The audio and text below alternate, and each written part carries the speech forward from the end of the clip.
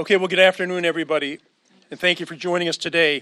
Yesterday, July 13th, marked 1 year since the tragedy that struck my hometown in Butler, Pennsylvania, when a gunman nearly assassinated President Trump. Tragically, he took the life of Corey Compatore and seriously wounded David Dutch and James Copenhaver. Yesterday, I returned to the Butler Farm Show grounds, where I was with the president a year ago. I met with the Compatore family during a celebration of Corey's life.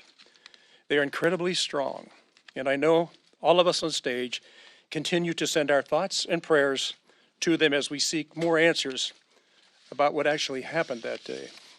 Now, we're here today to highlight new resolution H.R. 571, which formally recognized the events of 2014 and July 13th in Butler, Pennsylvania. The resolution also condemns the rise in political violence we have seen across our nation over the last year. From the assassination attempts against President Trump in Butler, Pennsylvania and West Palm Beach, Florida, to the attacks against Governor Josh Shapiro in April, and to the deadly attacks on the Minnesota state lawmakers just last month. Let's be clear. We must stand up together to oppose violence against our nation's leaders all across each party. And I want to thank my co-lead on the resolution, RSC Chairman August Pfluger from Texas. When we talk about this, though, we can have as many resolutions as we want to bring it forward. And I've heard person after person, politician after politician get up and say, I am absolutely appalled by the violence that's taking place in this country today. And we've got to stop using that type of language. And with 24 hours, they're out talking again about who should not be sitting in certain offices. So it's one thing to have a resolution. It's one thing to be resolved, the fact we're not going to keep talking like this.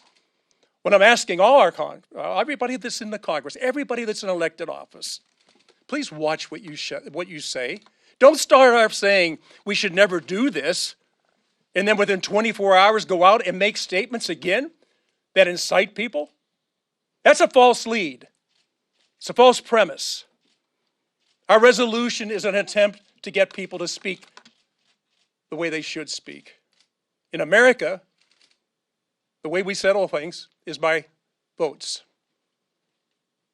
So it's my pleasure to be with all these people behind me today because they're all feeling the same way. And I'm going to introduce Dan Muser now. Dan and I sat beside each other in Butler July 13th last year and watched as the assassination attempt took place. I got to tell you, at first, nobody knew what was happening. It sounded like somebody was shooting off firecrackers. And then when we saw the president go down, we knew exactly what happened. We did not know that Corey Compatore had been seriously wounded and was going to die. We did not know that two other gentlemen were seriously wounded and are still recovering from those wounds. But today we are making an effort to make sure that we start speaking the right way in America. Mr. Muser. Thank you, Mike.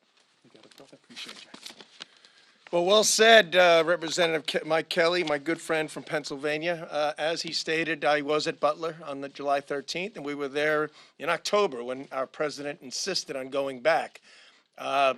He asked me, what do you think about me going back? And I said, Mr. President, I advise against it. I was not supportive. I was more concerned about his safety.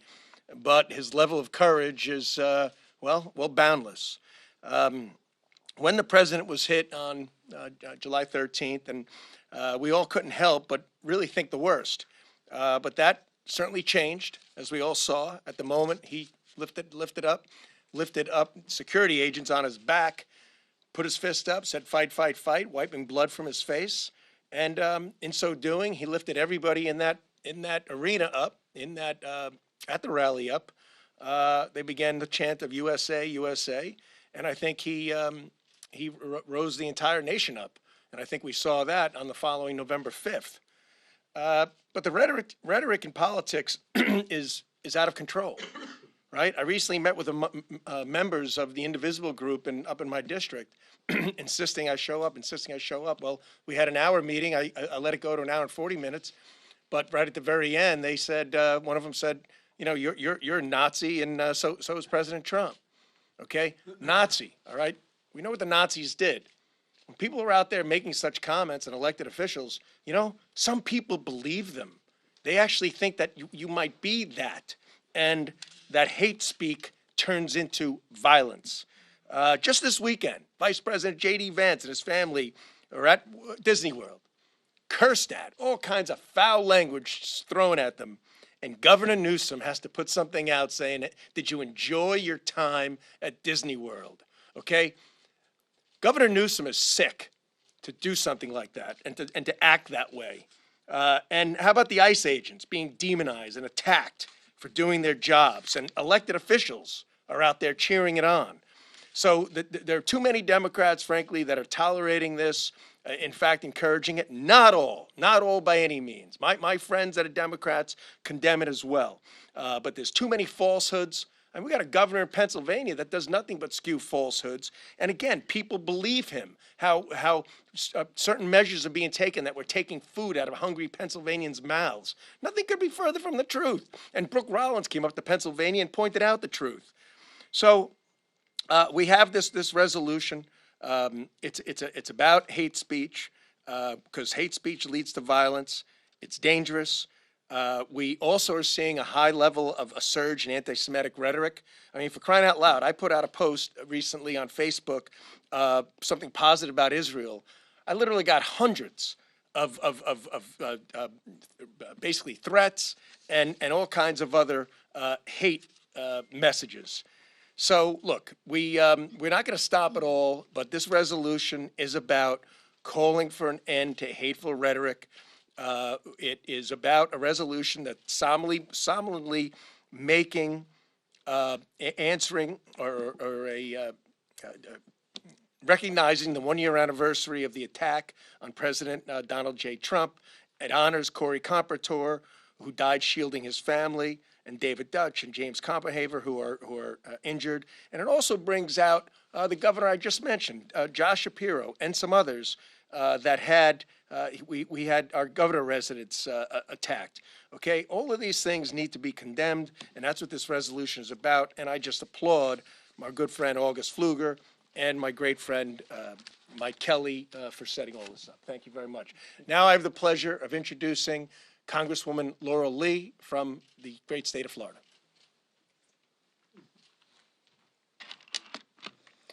Thank you. 1 year ago, our nation witnessed a horrific act of violence, the attempted assassination of President Donald J. Trump. It was an attack on our president, on the families that were gathered there to hear him speak, and on the institutions that hold our democracy together.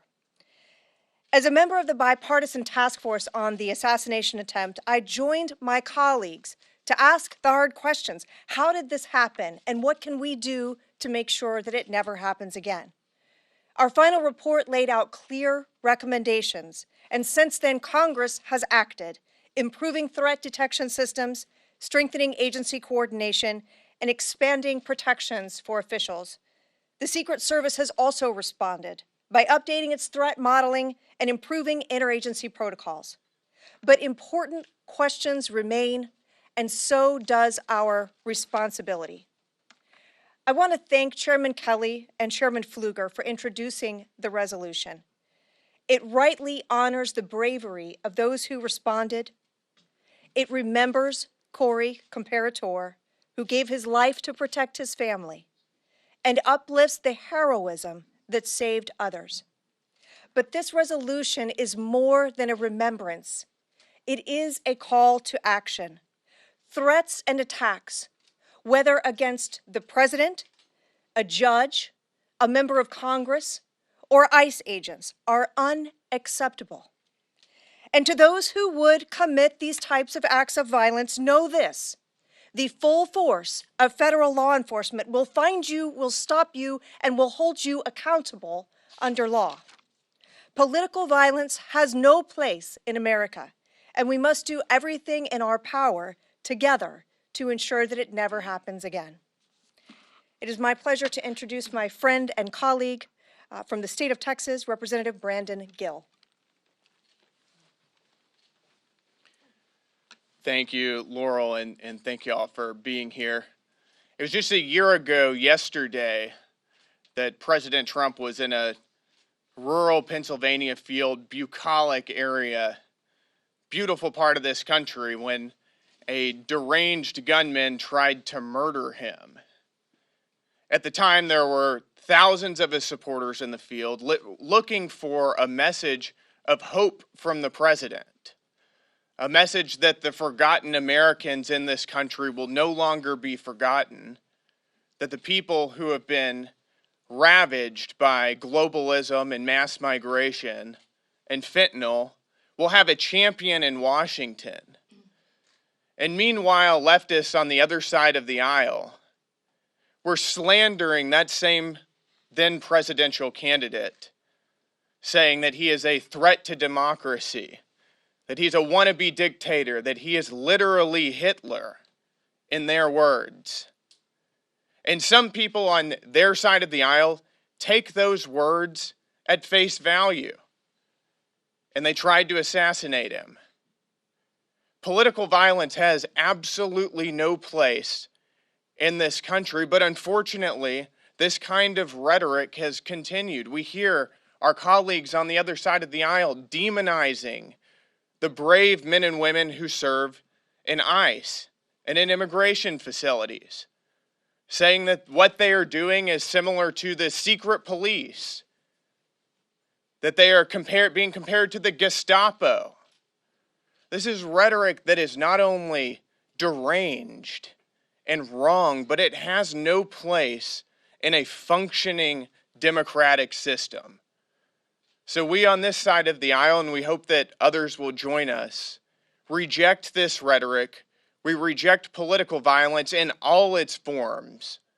And we pray for this country and for its leaders and for our president, for their safety and for their well-being. So with that said, thank you all for being here, and I'd like to introduce the great Representative Marjorie Taylor Greene from Georgia.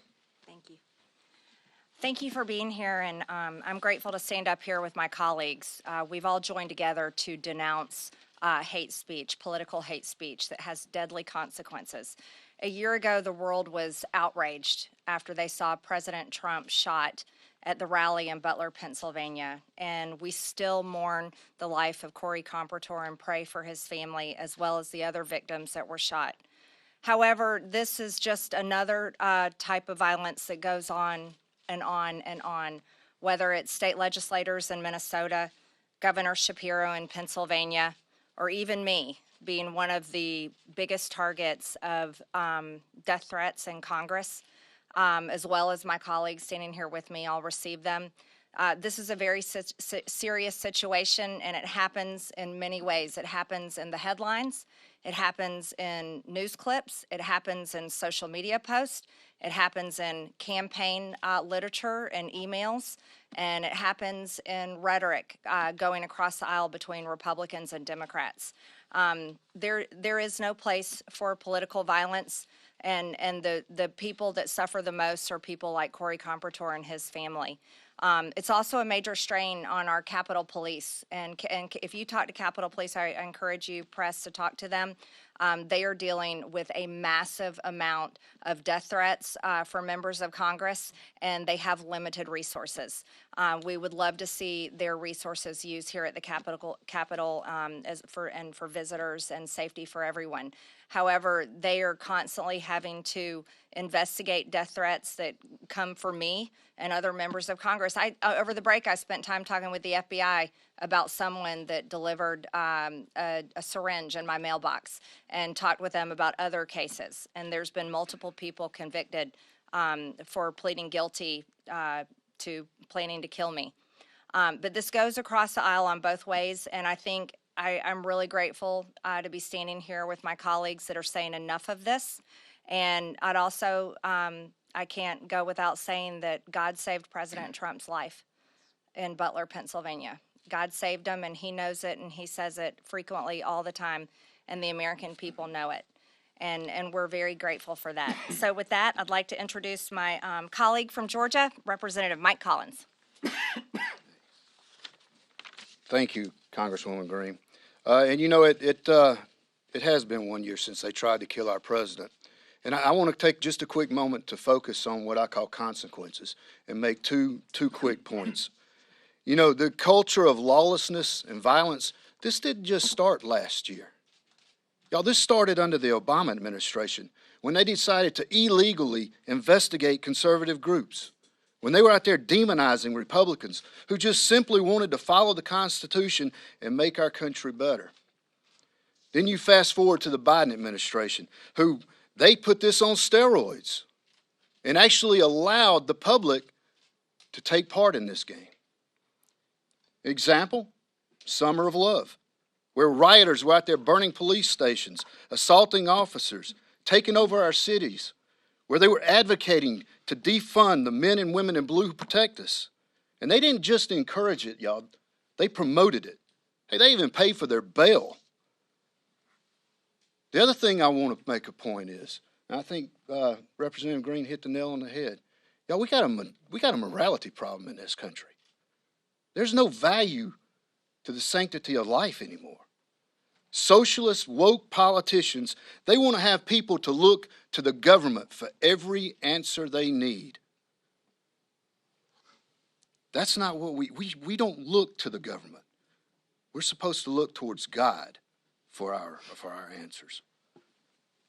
What happened in Butler? That's an example of the consequences of this Democrat rhetoric. Well, you know what? I thank the good Lord for protecting President Trump, and I pray that we get back to the foundations of our country. With that, I'd like to call up Max Miller from the great state of Ohio. Thank you. Thanks. It's great to be with all of you this afternoon. On Saturday, I woke up, and the first thing that I did is I called President Trump. Because I remember on that day just a year ago, I had called him that morning for a discussion right before he went to that rally, and it was very sobering for me. And he said, you know, hey, Maxie, how's it going? I said, going well, Mr. President. He just said, can I help you? I just said, no. I said, thank you. Thank you for fighting, and thank you for being here, because on that day, that could have altered the trajectory of this entire country of where we are. President Trump is our 47th president. If that gentleman would have been successful, I don't know where we would have been today. And honestly, I don't care, because he's still standing and he is our president.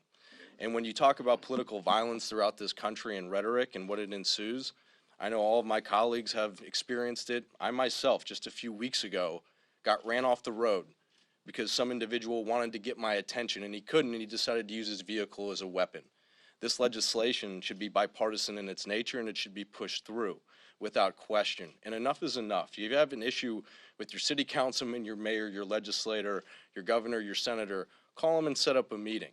And if they're not, hold them accountable, because I can tell you that we answer phone calls and emails and messages from our office every single day that we are here and not here, because that is our job as a representative for each and every single one of our districts. But what should not be forgotten is what could have happened on that day and where we would have been.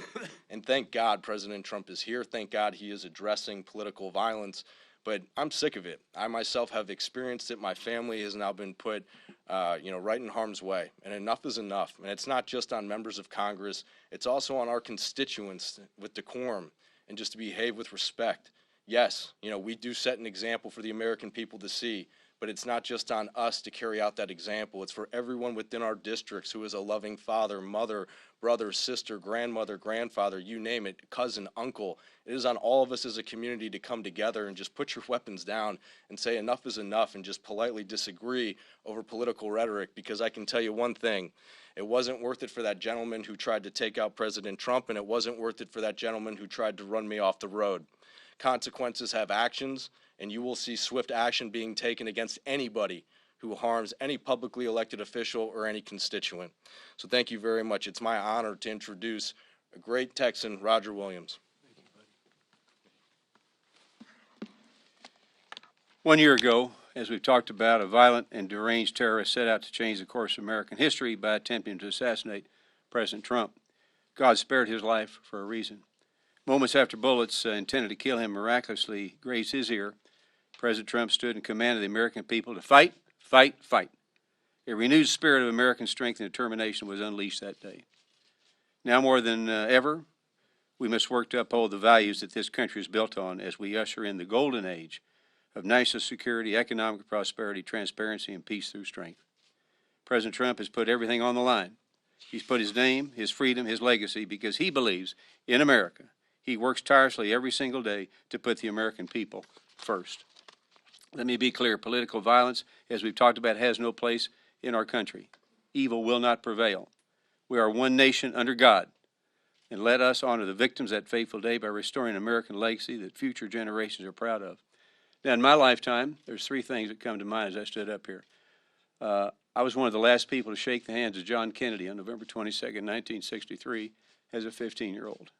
I shook his hand at 10:46 in the morning. At 12:46, he was assassinated. I remember that like it was yesterday. Rhetoric brought that to be. I also remember the baseball shooting. Some of you may remember that. Many of us, our lives were changed that day because of rhetoric. And I remember that day everybody wanted to pray for us and offer thanks or offer their prayers. But it wasn't 24 hours later, and Mike, you touched on this. 24 hours later, we were back to where enemies were enemies. And I remember my daughters, two daughters, went to the mailbox several months ago now, and opened up two letters, each one addressed to them, and had urine, blood, and feces in the envelopes, and it said, "This will be on your father's tombstone." That's tough stuff. It's got to stop. Mike Kelly, Pfluger, and the rest of us believe now is the time to make that happen. So let's keep America great. Let's again pray for President Trump, pray for his safety, and all my colleagues' safety. In God we trust.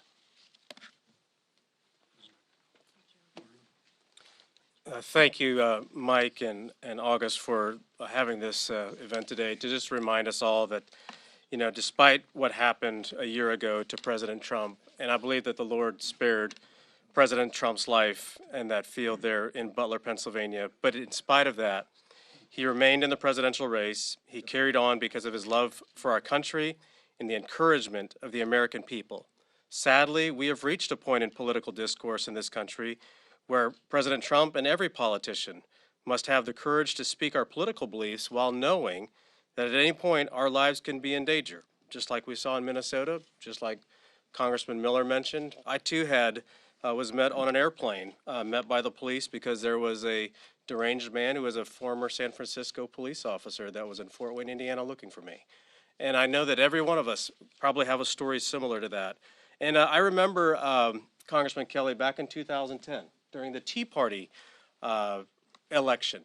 Passions were high, but we didn't see the hate speech and the political violence that we see today.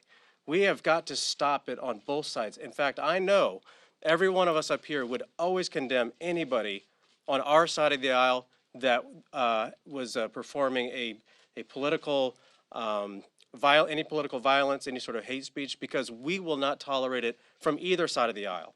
And I believe that the left needs to do the same thing, that they need to condemn political violence. They need to condemn hate speech just as much as what we do. But to them, their side continues to behave differently. And heaven forbid that it happens from either side. But we continue to see it coming from the left side of the aisle. But I tell you what, as Americans, we have a great opportunity as we elect our leaders. We need to continue to make sure that we as leaders are responsible in our rhetoric. But I just appreciate President Trump standing up, even though he was almost killed that day, that he continued to fight for Americans and standing for not only our democracy, but for our Constitution and our great republic. So Mike, thank you for leading this today, and I'll turn it back over to you. Thank you. So you've heard from us. I want to share something with you that has nothing to do with a political entity. I was at a celebration of life with the Comptor family yesterday. Just for a moment, step out of whom you are and think about them. On the morning, Corey, his wife Helen, his two daughters were so excited to be able to travel a short distance to the Butler Farm Show to see President Trump speak. This was Corey's idol. This was Helen's idol. This was the girls' idol. They just couldn't wait to get to Butler to see President Trump. The four of them get in their car, They make their way over. It's like 97 degrees that day, okay? So it's not pleasant. It's a warm day. And what was even warmer was the crowd that was there to greet our president. And what I want you to think about, especially of those of you who've lost somebody, a father, a mother, 2 daughters, go to an event. It's not supposed to be an event about anger. It's not about an event of anything other than they're going to see their favorite president. They actually were not sitting in the seats that they were assigned. There was an opening at the top that they went up to. Shots rang out. Corey Compatore's first reaction was to get his wife and his daughters down so he could be over the top of them. What they didn't realize was that Corey had already been shot. That day is a day that lives in their memories. It's in their sleep. It's in their waking hours. This has nothing to do with politics. This has to do with life. And I think we've become too casual about what life is and what life isn't. If every single life is precious, then we should not be having this discussion today. But I want you to think about that family leaving their home, a volunteer fireman who spent his whole life running to danger to save others, who took his wife and daughters to an event to see somebody who they really liked and they wanted to listen to. 4 people in a car drive to the Butler Farm Showgrounds. That evening, Helen and the 2 daughters go home. Corey's been killed. Helen has lost her husband. His daughters have lost their father. Forever etched in their memory is that moment, that single moment when those shots rang out. So if you're asking yourself why these things happen, is it because maybe intentionally or unintentionally we stoke those fires? This is not a Republican issue or a Democrat issue. This is an issue actually just about human being to human being. Do we respect life? Do we respect other people? And what is it that we're trying to accomplish? Isn't it amazing that we have to have a resolution in the Congress of the United States to condemn that type of action? What happened to the Compatores is horrible. And when I was with Helen yesterday, for her, it's the same day over and over and over again. For Allison and Kaylee, it's the same thing for them over and over and over again. Look, the way we speak, the way we act, the way we insinuate things, that'll continue. We can pass resolution after resolution. We can go to church on Sunday and abhor what's taking place, and we leave that church and we go out and we practice what we just condemned in our churches. I would say that the illness has far deeper roots than we know. We're going to pass this resolution. And we're going to think that in some way we were able to change the way people think and the way people act. I would just ask you all, as you live your lives, think about it. Think about it. Some of these things are said casually. Some of these things are said to get a reaction. The members behind me, the people in our Congress, the people in our homes, expect nothing less than for us to act respectful to each other and always honor life. So with that, I'm going to close. I don't know. So we can take some questions? Okay. Danny and I sat beside each other. By the way, there was another person who, and I think I told you about, Mark Fogel's mother was with me, and she just wanted to meet the president. And when she talked to the president, we were standing together, and she said, "Mr. President, please, please bring my son home. I miss my son. I'm staying alive so I can see him." The president told her, "Ms. Fogel, I get elected, your son will be home." Mark Fogel is now home with his family. I would ask all of us to please, let's honor life in every single way. So if there's questions, please, and we're all open to listen to anything. And if you all want to say anything, I want you to say stuff. I think they were all magnificent in what you said. It is about life. It is about life, and much, much more strongly, this political talk has got to stop. Let's talk about the value of the pieces of legislation, how we value it. If we don't like the legislation, we can solve this with a vote, right? Is there a vote yes or a vote no? It's not that complicated. I don't know why life has become so complicated. So please, anybody that wants to ask a question, please. Yes, ma'am. Thank you for the question. Some members have said that this assassination attempt a year ago kind of shone light on issues with lawmaker safety and have called for more protection for members of Congress as well as for the president. Do you think that there's anything that needs to be done in the immediate future on this? And does that include more funding for member security or anything else like that? Yeah, I think probably all of the above, but I don't care how much funding we put into it. I don't care how much protection we have. There's always going to be a danger. I don't know if any other members want to speak on this, but I don't see that the resolution, it is what we feel in our hearts and what we think needs to be said. And I wish that an overwhelming vote in favor of that resolution would solve the problem. I would hope that it goes deeper than that and it strikes a chord with people. Yeah, so I don't know how much we could fund it. Yes, yeah, come on. Yeah, I think it has become an extremely serious issue. I've been swatted dozens of times. My family has been swatted many times themselves individually. I hold some of the highest amount of death threats of members of Congress.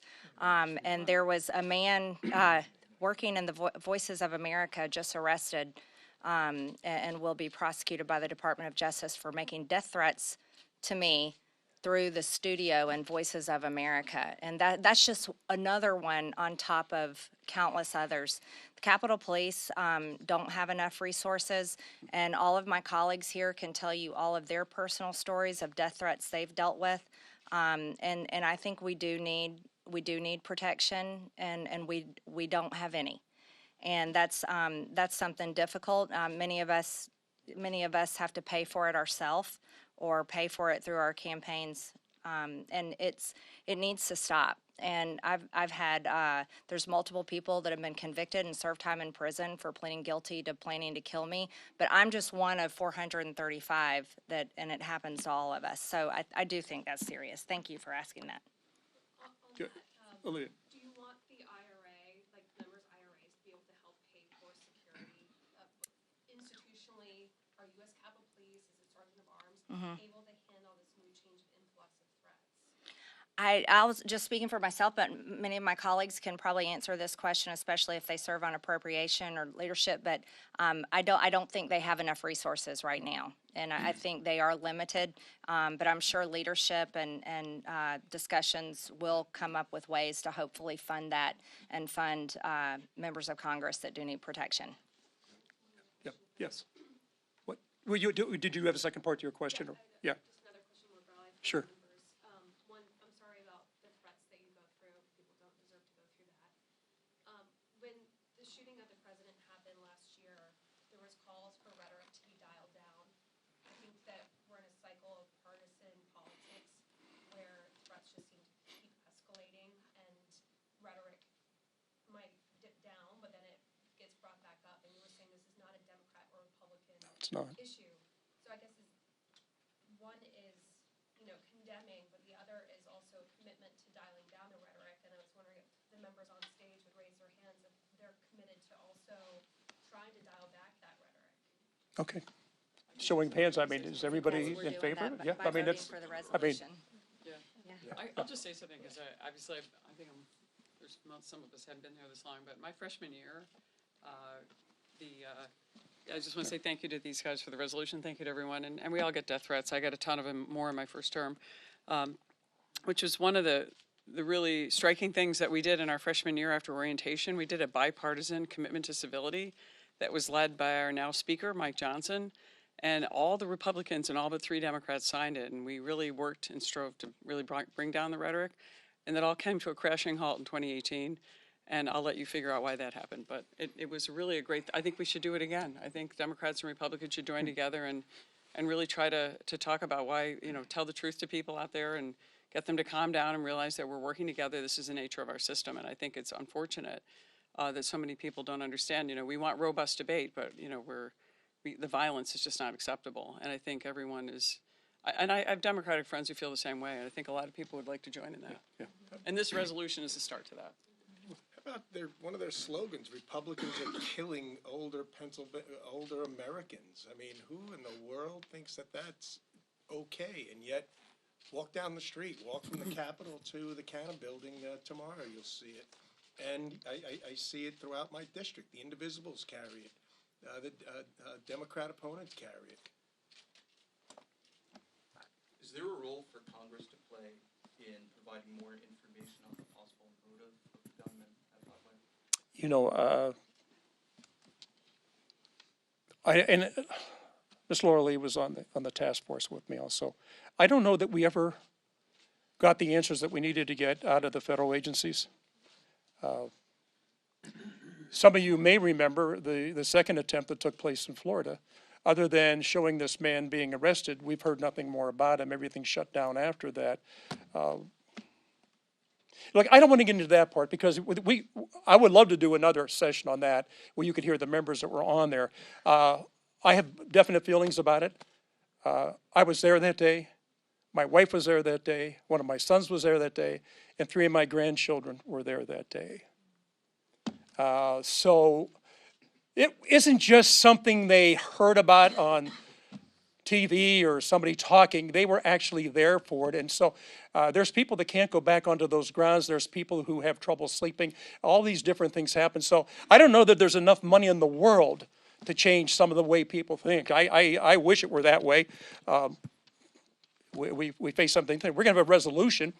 And we can pass resolution after resolution after resolution. I will let you be the judge of that when you talk among yourselves. How was your speech? And I think each American should ask that. And if you're truly thinking the way our country was formed and why it was the way it is, and then try to figure out what happened today. I have no idea why it's happened. Yes, sir. Follow up on that. Senator Yeah. Johnson is saying that the Senate Homeland Security Committee's investigation is being stonewalled by the DOJ and the FBI despite a change in leadership. Do you think those agencies need to be more transparent in getting information to Congress so we can find out why this happened? Yeah, no, I usually don't comment on other members' remarks. I just know that right now, we're still doing work. We're not the task force. That was the task force, but we still are individuals who are still concerned about what happened on both sides of the aisle. I think it has to be careful when we start to say, what was this? They don't want to do this. They don't want to do that. That we were told that there were certain things they couldn't talk about right now. Okay, right now is a year ago. So I would like to see other things come out. I got to tell you, I have no idea what's going on with Mr. Routh. I have no idea of how these other things happened. We haven't heard. The federal agencies early on really had kind of locked us out of things. Local law enforcement in Butler was very forthcoming of what happened. So we're still waiting for some answers on some things that didn't happen. But today is about the resolution. We could have another discussion about other things else that we think we fell far short of the questions we were asking. Yes, sir. Last question. Okay. Are there any conversations at all about supplemental funding for extra or additional security in the districts, given how many threats y'all have talked about facing and even action and violence back home in the districts? I think there's always going to be conversations about that, but I know for myself and the rest of the members that are with it, I don't know if there's enough money in the world that can address the problems we have with morality today. So it's good to say if we had just had a few more dollars that day, it wouldn't have happened. Really? Really? We keep talking about the problem is a lack of funding. My feeling is that we have a problem with the lack of respect for life in general. And when people do these things, they're acting out on something that while I'm not in that business, I would say there's something wrong with them. But if we encourage it, and what we're talking about with this resolution has nothing to do with a lot of those things, but it does have to do with members of Congress coming together on a resolution condemning what's happening. So hopefully that will have an effect, and thank you all for being here. I think later on we can talk about other things because you have an interesting question. I think Ms. Lee would have answers to what we didn't get that we thought we were going to get. So listen, thank you all for being here. God bless you all, and God bless the United States of America. Thank you.